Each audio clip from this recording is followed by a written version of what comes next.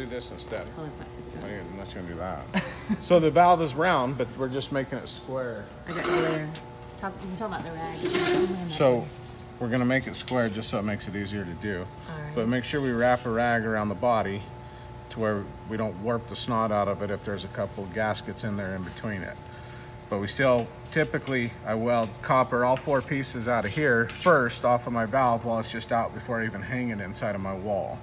If I know what my bottom drop is, that's usually the easiest one to measure, so I don't change my height. I can use that one, and I can set this one here and do a sweat-in dog ear on this one. And it'll be straight up 90.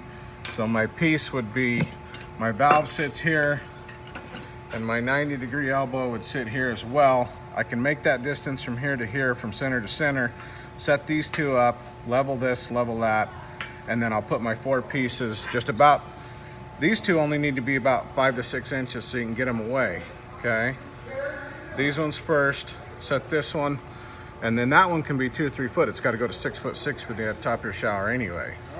Then once this is done, then you can make sure this is level. You can set it down, and then you can put in this 90 and bring it down. So what we're hoping to do is when we tie in this one and this one, we'd be able to cut in the wall and just take 2 couplings and bring it down on. So that way everything will fit nice and snug as we hang it in the wall.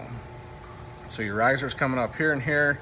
This one's here. We've already after we do our 4 initial ones, now we can make our measurements to here, but our 90's in this valve.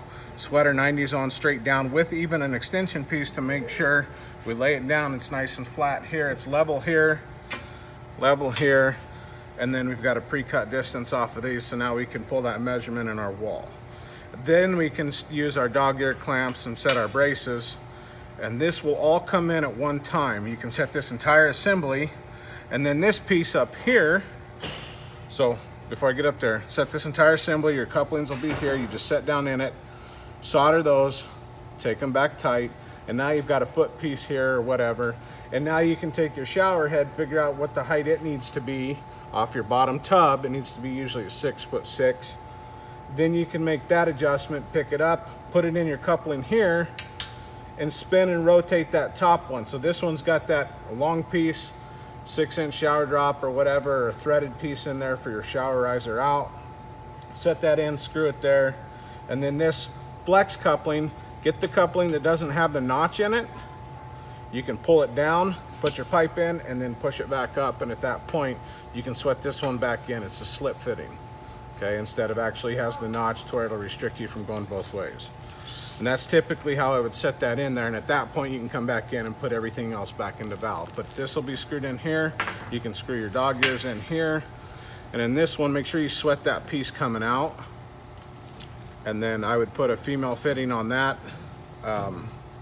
or you can still do a galvanized nipple either way, or a brass nipple on there depending on what you're putting in on that wall. So